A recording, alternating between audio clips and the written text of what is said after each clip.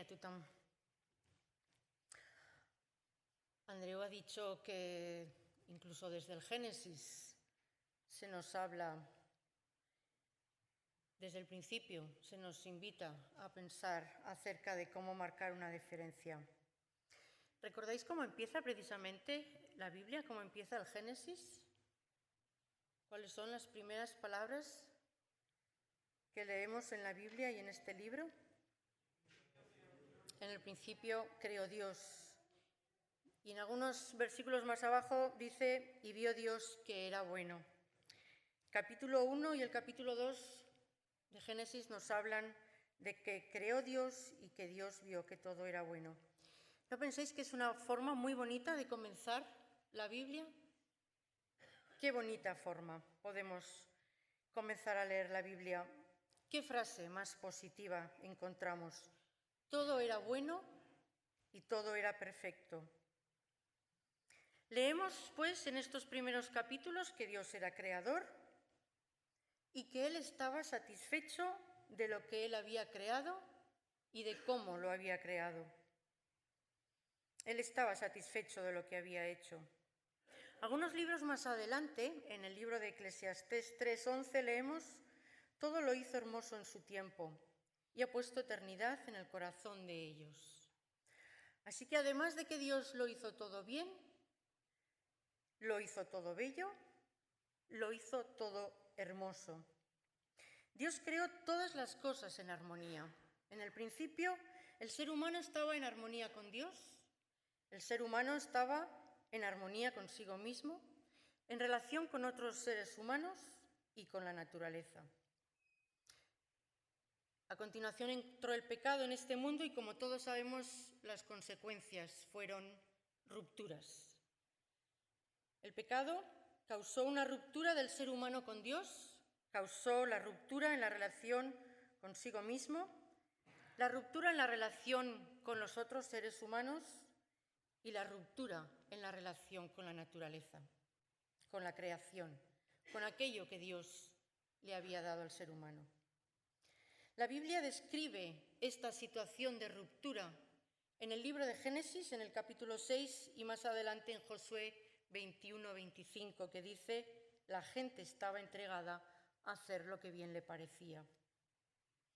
Hoy en día el ser humano sigue, o seguimos, padeciendo y viviendo estas consecuencias, que además han aumentado con el paso del tiempo. Las distancias se han hecho cada vez más grandes y evidentes, y apenas hay nada que realmente dé sentido o satisfacción a la existencia del ser humano. ¿Sabéis cuál es una de las frases más repetidas hoy en día? Qué silenciosos estáis. ¿No tenéis problemas? La crisis, sí señora. La crisis es una de estas palabras que más se nos oye. Crisis de fe, crisis de valores, y Andreu nos lo comentaba en la introducción, crisis en el compromiso, por no hablar de la crisis económica, ¿verdad? Que de esto tenemos para largo.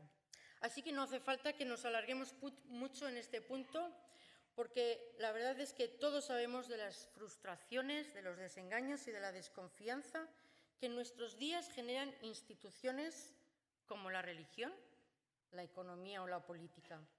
La gente ya no tiene nada ni nadie en quien confiar.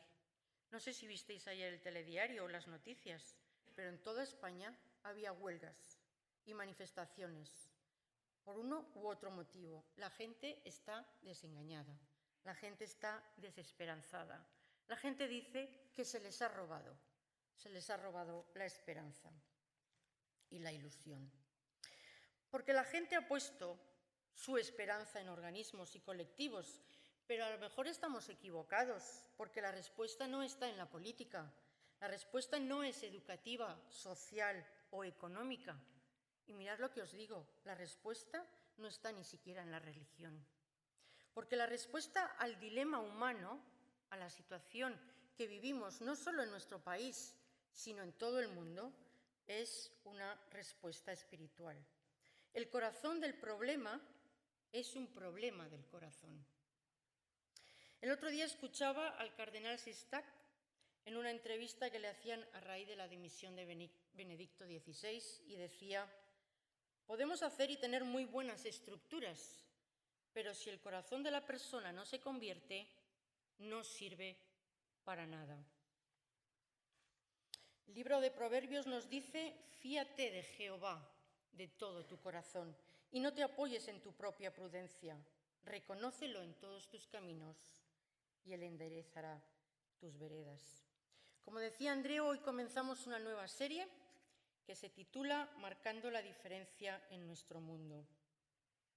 El propósito de esta serie es que trabajemos para ser una iglesia que marque la diferencia en el mundo en el que nos toca vivir. Un mundo que está lleno de crisis, de valores y de compromisos y de sentido. Como hemos cantado, mas vosotros sois escogidos, adquiridos por Dios para que anunciéis las virtudes de aquel que os llamó de las tinieblas a su luz admirable. Y esto lo escribía Pedro en su primera carta. Algunos me podréis decir, pero bueno, la Iglesia también es una institución. Alguien que a lo mejor venga por primera vez puede estar diciendo, pero Gemma, te estás contradiciendo. La Iglesia es una institución. La Iglesia es un organismo. ¿Pero de qué tipo de iglesia estamos hablando? De acuerdo que la iglesia de paredes, de local, con minúscula, puede ser una iglesia, una institución, pero estamos hablando de la iglesia con mayúsculas. La iglesia que instituyó el Señor. La iglesia que fue creada por Dios como una familia para darnos cobijo y soporte. La iglesia con mayúsculas a la cual Pedro está escribiendo es aquella que está formada por corazones que han sido transformados y cambiados por Jesucristo. Y en este sentido me gusta leer cuando Pablo escribía a los Corintios, otra iglesia también, que formaba parte de aquella iglesia con mayúsculas o de la iglesia con mayúsculas, que dice: y bien se os nota que sois carta de Cristo, una carta escrita no con tinta, sino con el Espíritu de Dios vivo. No en frías losas de piedra, sino en las páginas palpitantes del corazón. Así que si hacemos gala de semejante confianza, si creemos que realmente el Señor nos ha llamado a hacer una obra y a marcar la diferencia en este mundo, no es porque nosotros lo hayamos alcanzado por nosotros mismos, sino que ha sido algo que Dios, por medio de Cristo, nos lo ha dado. Así que no presumimos, pues, de estar capacitados para hacer algo por nuestra propia cuenta, porque nuestra capacidad viene de Dios. Él fue quien nos capacitó para ser ministros de una alianza nueva, basada no en la letra de la ley, sino en la fuerza del Espíritu.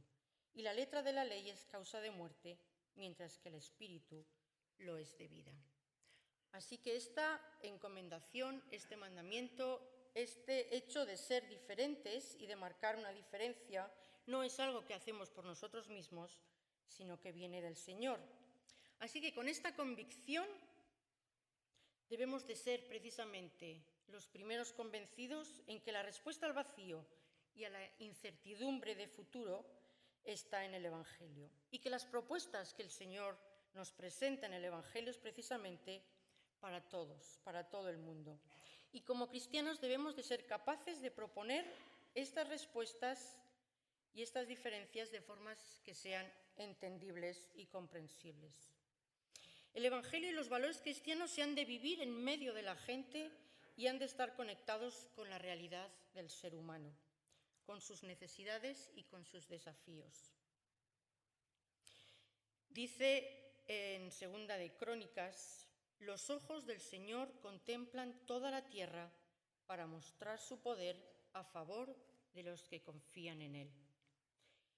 El Señor, nuestro Dios y Padre, está buscando personas que marquen la diferencia, pero hay un requisito: debemos de confiar plenamente en Él.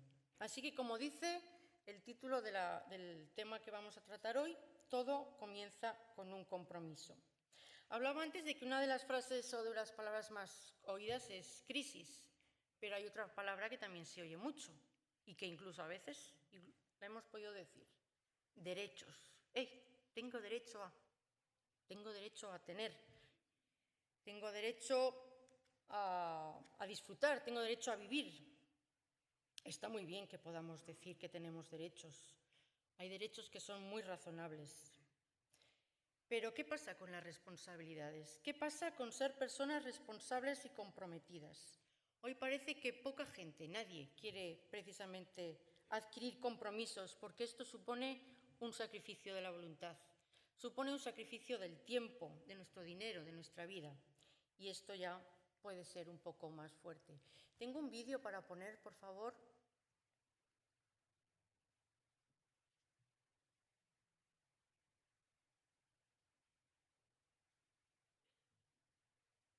No hacía nada para cambiar las cosas, pero desde que uso Compromiso en Crema, ayudo a quien lo necesita. Soy un hombre de palabra y no dejo para mañana lo que puedo hacer hoy. Compromiso en Crema, resultados garantizados. Y ahora también con protector solar. Sería magnífico, pero nada es instantáneo. El compromiso se entrena. Entrenemos en valores. Bueno, parece un anuncio, ¿no? Es como si ser capaces de ser comprometidos con nuestra sociedad fuera algo instantáneo, ¿no? Como darnos una crema o tomar una pastilla.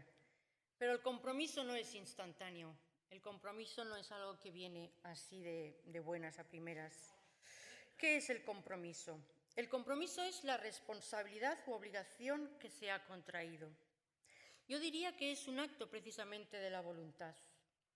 En el término compromiso se encuentran involucradas la responsabilidad y la fidelidad, y requiere de todo nuestro ser.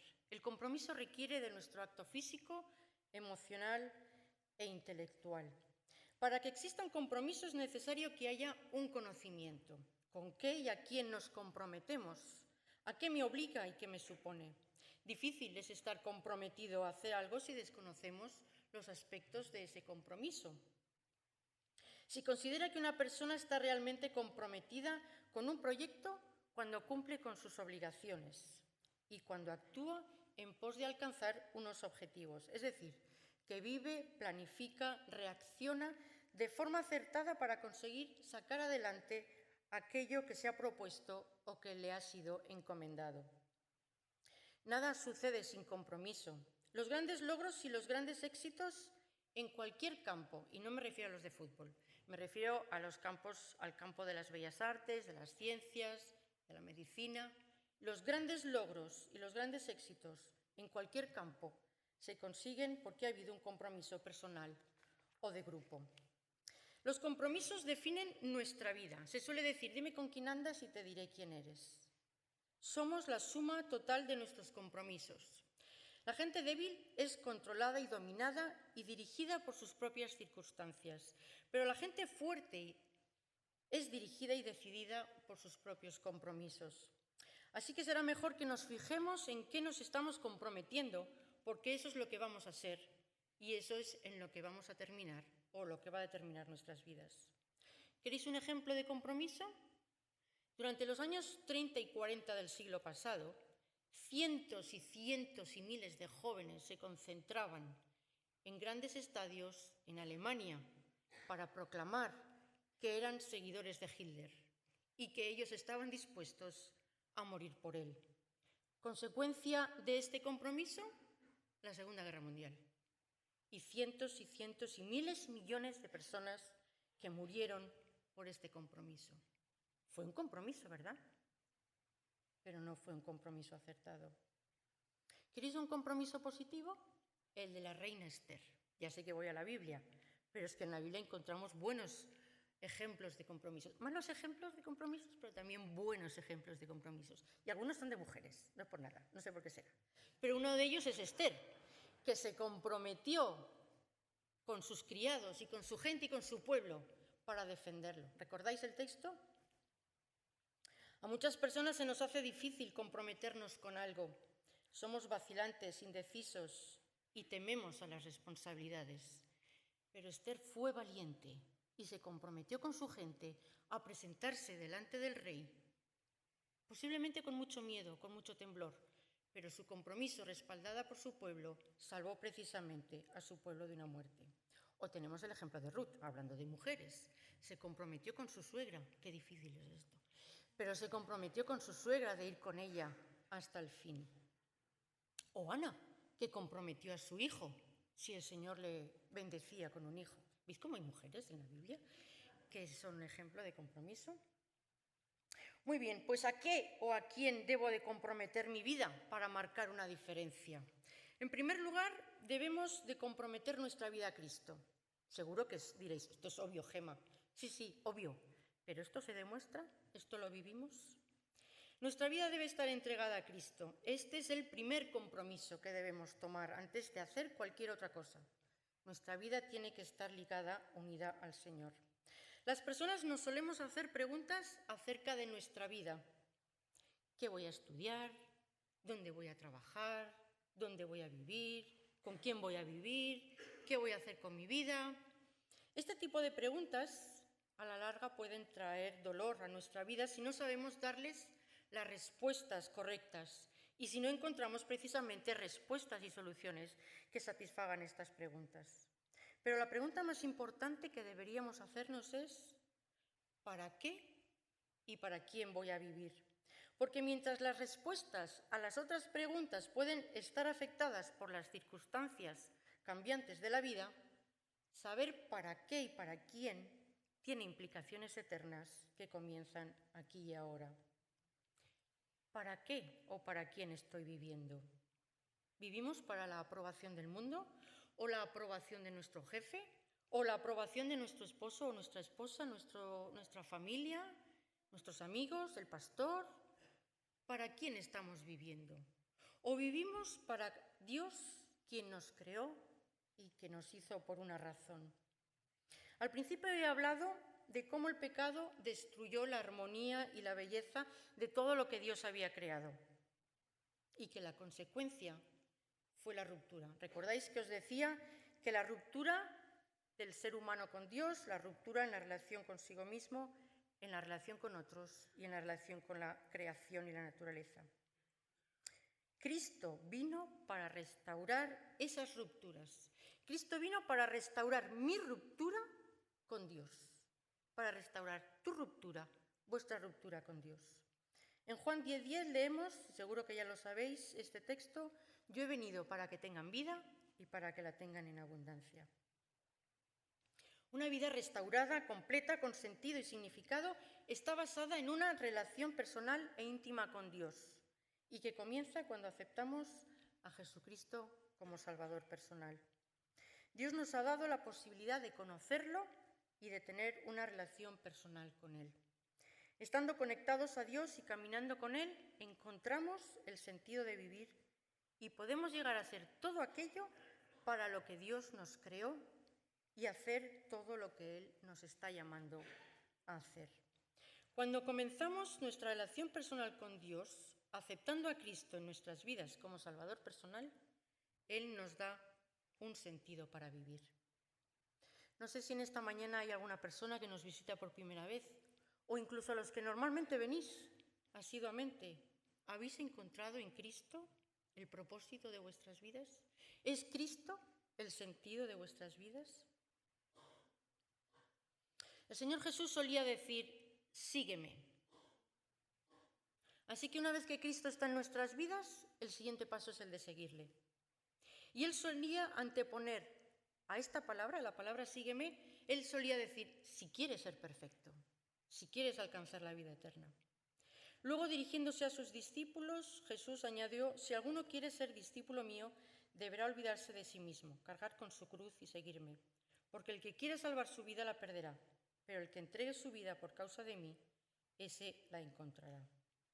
El Señor nos pide que le sigamos y que comprometamos nuestra vida a Él y con Él, porque como dice en Juan 15:5, separados de Él no podemos hacer nada. Primer compromiso, el compromiso de nuestra vida a Cristo, aceptándole como Salvador y siguiéndole. Pero ¿qué significa estar comprometido con Cristo? Voy a nombrar 3 cosas que significa estar comprometido con Cristo. Una es ser modelo de la vida de Jesús, porque ejemplos he dado para que como yo os he hecho, vosotros también hagáis.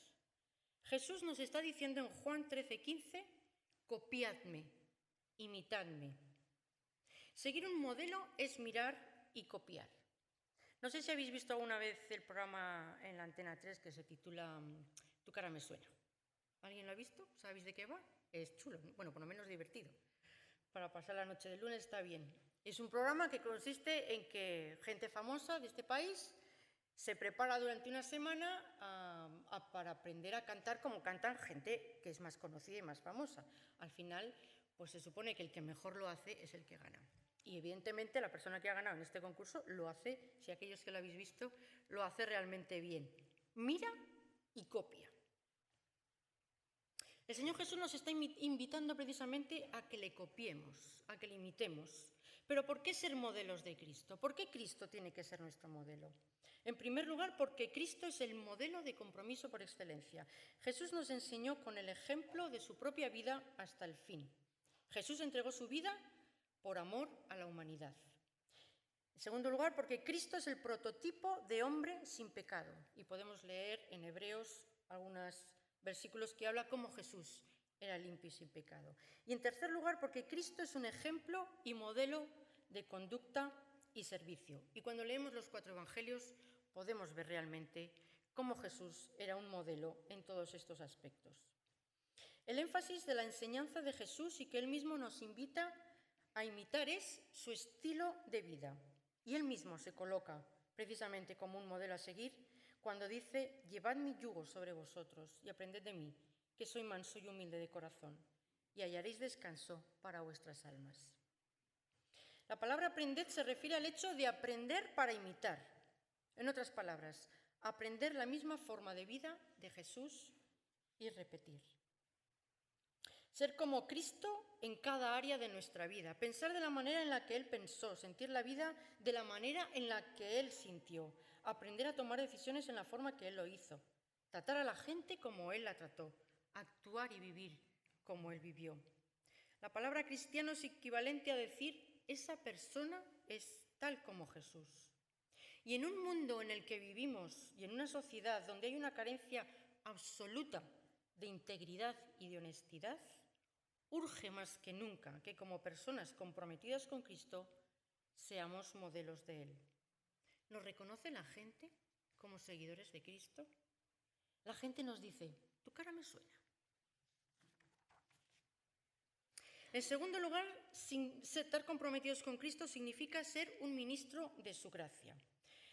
Juan 13:16 dice: el siervo no es mayor que su señor, ni el enviado es mayor que el que le envió. Si sabéis estas cosas, bienaventurados seréis si las hiciereis.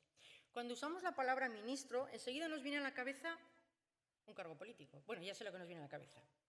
Pero bueno, en general, es un cargo político. Alguien que manda, alguien que se supone que tiene prestigio, alguien que tiene autoridad y posición. Pero curiosamente la palabra ministro, cuyo origen es el latín, significa sirviente, servidor, subordinado, mediador. El término ministro, que deriva de la palabra latina minister, es a su vez del adjetivo minus, que significa menos o menos que.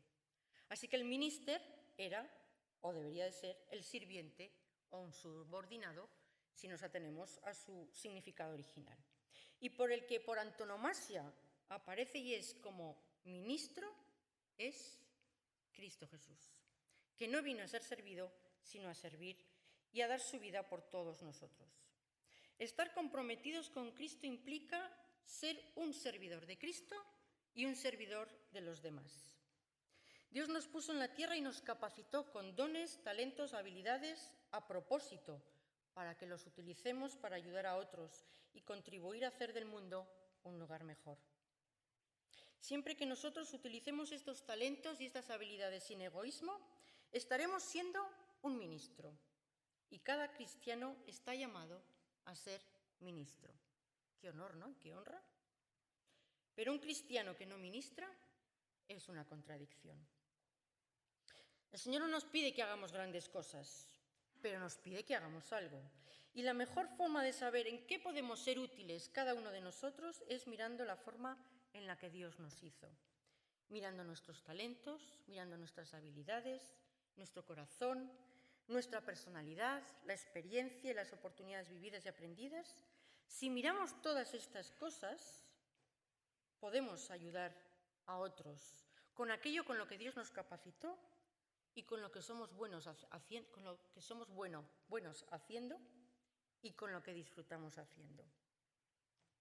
Cada uno ponga al servicio de los demás el don que haya recibido, administrando fielmente la gracia de Dios en sus diversas formas y llevando a otros las muchas clases de bendiciones de Dios. En tercer lugar, estar comprometidos con Cristo significa ser un mensajero de su amor. ¿Cuál sería la mejor noticia que os gustaría recibir? No, todos a la vendo. Pero seguramente que la mejor noticia que nos gustaría escuchar o recibir sería que la crisis ha terminado, por ejemplo, ¿no? Que se ha acabado con el paro. O nos gustaría escuchar que ya no hay más desahucios, seguro que sí. O que se ha resuelto el problema del hambre. Yo personalmente me alegro cuando oigo que a todas estas mafias que trabajan con la trata de blanca los han cogido y los han metido en la cárcel. Es una noticia maravillosa. Y que a todos los pederastas estos, o como se diga, los han pillado y los han metido en la cárcel. Es una noticia estupenda. Las personas estamos esperando que todos nuestros problemas se resuelvan, los nuestros y los de nuestra sociedad, que se solucionen. Pero como he dicho antes, la respuesta no está en las estructuras ni en las instituciones, porque la solución es espiritual. El corazón del problema, os decía, es un problema del corazón. Así que la mejor noticia que podemos dar y que se nos puede dar es que de tal manera amó Dios al mundo que ha dado a su Hijo unigénito para que todo aquel que en él crea no se pierda, mas tenga vida eterna. Jesucristo es la mejor noticia para este mundo. El mundo necesita escuchar esta noticia. El mundo necesita desesperadamente saber que Dios les ama hasta el punto que dio su propia vida en su Hijo. Este es el mensaje que va a cambiar el mundo, el mensaje de amor de Cristo. Cristo restaurando el mundo. Y a nosotros nos ha dado precisamente, nos ha confiado ser sus mensajeros, la tarea de la reconciliación. Y leemos en 2 Corintios, encargándonos a nosotros el mensaje de la reconciliación. Así que somos embajadores de Cristo. Bueno, el primer compromiso tenemos que debemos hacer para marcar la diferencia en nuestro mundo es comprometernos con Cristo. Comprometer nuestra vida a Cristo siendo modelos, ministros y mensajeros. Pero hay un segundo compromiso. Este segundo compromiso es el de comprometernos a ser miembros activos de su familia. Andreu nos hablaba el otro día, hace un par de domingos, sobre la importancia y el valor de la identidad. Y nos ponía como ejemplo a Moisés y de cómo en un momento de su vida tuvo que tomar una decisión en cuanto a su origen. Si era hebreo de nacimiento o si era egipcio por crecimiento o por familia en la que creció. Y él tomó una decisión. En nuestros días, un tema lamentablemente de actualidad está siendo el asunto sobre los niños robados. Es un drama que hace que cientos de personas se estén moviendo y luchando para recuperar y encontrar a los que son suyos. Porque la necesidad de identidad social y de pertenencia a un grupo o colectivo social es también una de las consecuencias de las rupturas del hombre con Dios. Nuestra relación con otros seres humanos también se vio afectada por el pecado. Y leyendo la Biblia encontramos descripciones que se hacen sobre los seres humanos. La Biblia dice que somos extranjeros, somos esclavos, somos siervos, somos huérfanos, hasta que el Señor Jesús vino y con su muerte nos restauró y nos incluyó en su familia. Versículos como los que ahora leeré, pero a los que lo aceptaron y creyeron en él, les dio el derecho de ser hijos de Dios. Mirad qué amor tan inmenso el Padre nos ha dado cuando nos proclama y nos hace ser hijos suyos. Así que ya no sois extranjeros ni advenedizos, sino conciudadanos de los santos y miembros de la familia de Dios. Dios nos ha dado el privilegio de nacer otra vez, de modo que ahora seamos miembros de su propia familia. Dios Padre, nuestro Creador y nuestro Restaurador, en su amor por nosotros ha provisto de una nueva familia, en la que podemos encontrar otra gente como nosotros. El Señor que nos conoce bien y conoce bien cuáles son nuestras necesidades y debilidades, Él proveyó un entorno para nosotros en el que podemos ayudarnos los unos a los otros, apoyarnos los unos a los otros, servirnos, consolarnos los unos a los otros. Y esta familia se llama Iglesia, Iglesia con mayúsculas. La Biblia dice que es un privilegio ser parte de su Iglesia, la Iglesia con mayúsculas, pero también la Iglesia, la congregación, la comunidad en la cual compartimos y somos activos y miembros. Así pues, no la subestimemos, no pensemos que no es importante, necesitamos de la familia de Dios en nuestras vidas. La Biblia dice que debemos comprometer nuestra vida a Cristo y también debemos comprometernos unos con otros en esta familia espiritual que es la Iglesia. Seamos participantes activos, contribuyamos activamente en la Iglesia, pero no solo para beneficiarnos los unos a los otros. No olvidemos cuál es la misión de la Iglesia. La misión de la Iglesia es en un texto que he leído antes: mas vosotros sois escogidos para que anunciéis las virtudes de aquel que os llamó de las tinieblas a su luz admirable. Nuestra misión como Iglesia es dentro, pero sobre todo hacia afuera. Por esto es el título de la serie, de forma que marquemos la diferencia. Al principio os decía que el propósito de esta serie es esto: marcar la diferencia en el mundo en que nos toca vivir. Vivimos un mundo de crisis, es cierto, pero al mismo tiempo es un tiempo y un momento desafiante para nosotros y para nuestra sociedad.